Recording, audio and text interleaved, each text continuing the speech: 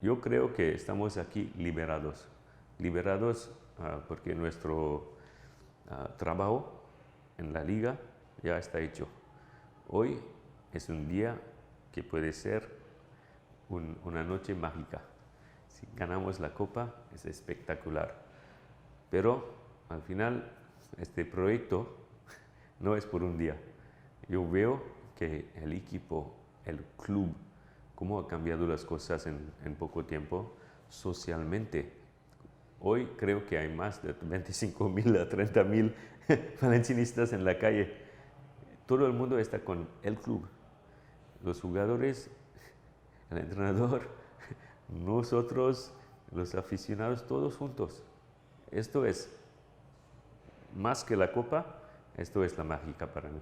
Cuando pasamos en final, he cambiado el consejo de administración aquí, en Sevilla, antes del partido, porque están todos aquí con el equipo para celebrar una final después de 11 años, una final grande. Después de 2 años en Champions, este equipo va a crecer, porque jugamos con los grandes. Este año jugamos contra Juventus, ganamos contra Manchester United aquí en Valencia.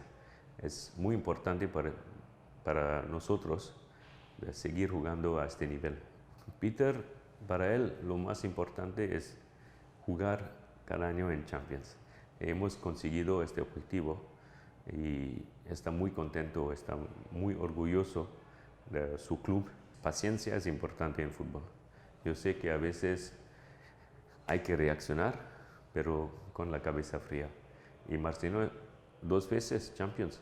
Es un buen entrenador y estamos con él. Hoy hay que hacer poco para que el valencianista quiere salir con la bufanda. Es más el trabajo de los aficionados que nosotros. Ellos quieren venir. Ellos quieren estar aquí con la bufanda. Están ilusionados. Y con la agrupación de peñas, Fede, este trabajo que está haciendo es muy importante, porque ellos quieren estar con nosotros, estamos juntos.